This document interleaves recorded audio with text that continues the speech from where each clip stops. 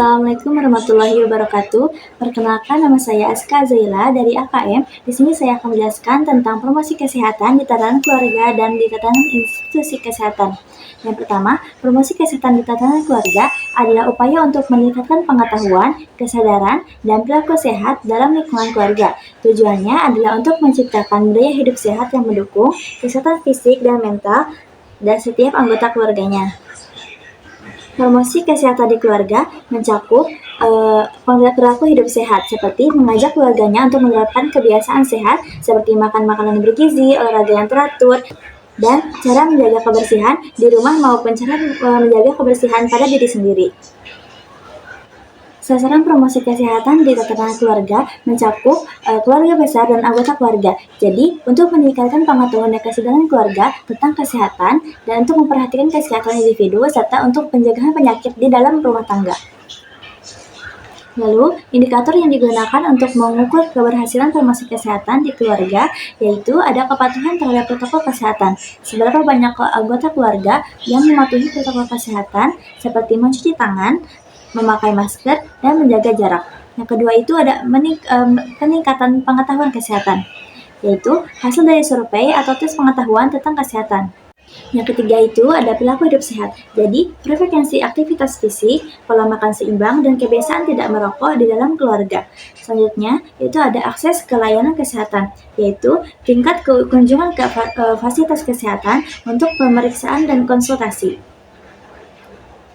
Selanjutnya, ada pola pembinaan di tatanan keluarga itu mencakup seperti kegiatan keluarga sehat. Jadi, mengorganisir kegiatan seperti olahraga bersama, makan makanan sehat, dan pemeriksaan kesehatan secara rutin. Selanjutnya, itu ada partisipasi aktif, yaitu mengajak seluruh anggota keluarga untuk berpartisipasi dalam program kesehatan, baik secara fisik maupun mental.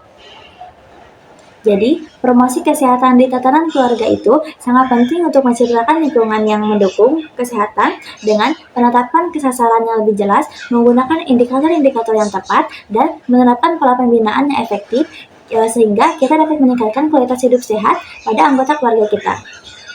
Selanjutnya, di sini ada promosi kesehatan di tatanan institusi kesehatan adalah serangkaian kegiatan yang bertujuan untuk meningkatkan kesadaran, pengetahuan, dan perilaku kesehatan di dalam lingkungan layanan kesehatan seperti rumah sakit, klinik, puskesmas.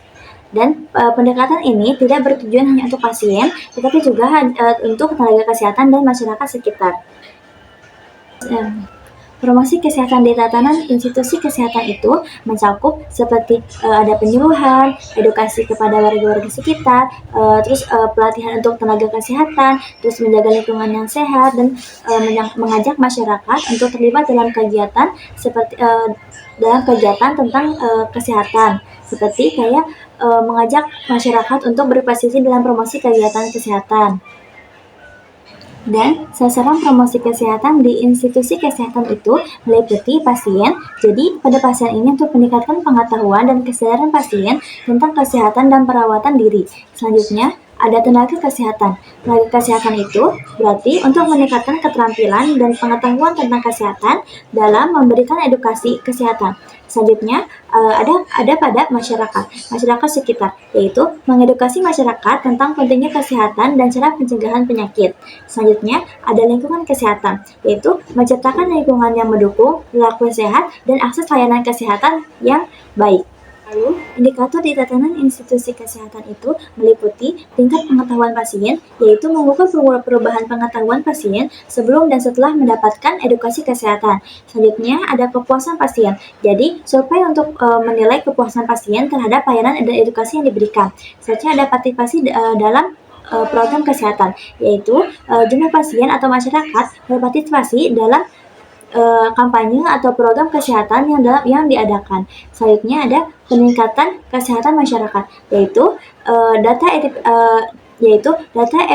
epidemiologi yang menunjukkan penurunan angka penyakit tertentu di masyarakat.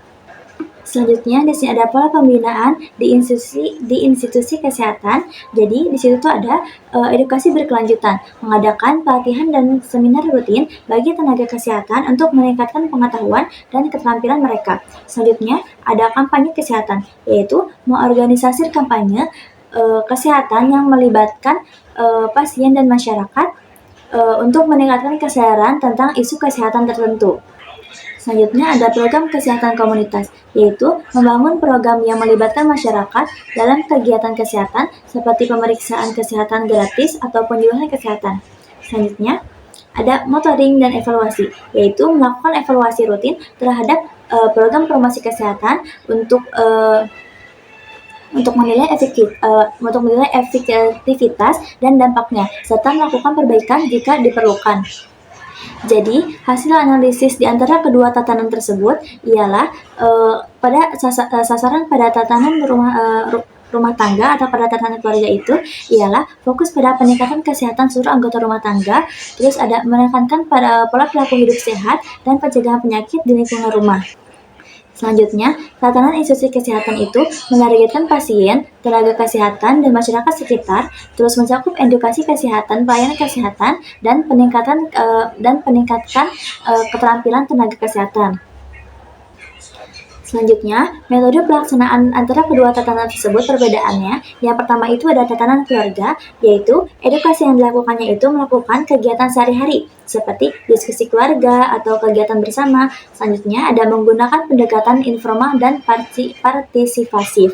Nah, yang kedua itu ada metode pelaksanaan dari tatanan institusi kesehatan itu seperti edukasi dilakukan melalui seminar kampanye kesehatan dan program yang resmi, lalu menggunakan pendekatan formal dan terstruktur. Lalu, perbedaan indikator keberhasilan antara kedua tatanan tersebut ialah yang pertama ada tatanan keluarga, yaitu mengukur keberhasilan melalui perubahan perilaku dan tingkat pengetahuan anggota keluarga. Indikator seperti frekuensi kegiatan sehat yang dilakukan bersama. Selanjutnya, pada tatanan institusi kesehatan itu menggunakan indikator yang lebih terstruktur, seperti survei kepuasan pasien dan data epidemiologi. Selanjutnya pengukuran partisipasi dalam program kesehatan dan efektivitas edukasi. Selanjutnya, jika dari dukungan sumber daya itu, perbedaan antara kedua tatanan tersebut itu pada tatanan keluarga itu ialah dukungan berasal dari anggota keluarga dan komunitas sekitar, dan sumber dayanya itu terbatas tergantung pada inisiatif keluarganya itu sendiri. Terus kalau misalkan pada tatanan institusi kesehatan itu memiliki dukungan dari pemerintah dan organisasi kesehatan lainnya, sumber dayanya itu lebih tersedia, termasuk akses ke fasilitas kesehatan dan informasi. Lalu untuk fokusnya itu, jadi kalau misalkan tatanan keluarga itu lebih fokus pada kesehatan mental dan emosional anggota keluarganya. Kalau misalkan pada institusi kesehatan itu fokus pada pencegahan dan pengobatan penyakit secara fisik masyarakat sekitar. Jadi, kesimpulan pada kedua tatanan tersebut ialah promosi kesehatan di tatanan keluarga itu dan institusi kesehatan itu memiliki pendekatan sasaran dan metode yang berbeda. Di tatanan keluarga itu lebih bersifat informal yang berfokus pada kesejahteraan anggota keluarganya, sedangkan kalau institusi kesehatan itu lebih berstruktur dan bersifat formal dan berorientasi pada layanan kesehatan yang lebih luas. Jadi, keduanya itu saling melengkapi dalam upaya meningkatkan kesehatan masyarakat secara keseluruhan. Mungkin itu saja yang dapat saya sampaikan. Kurang lebihnya mohon maaf. Assalamualaikum warahmatullahi wabarakatuh.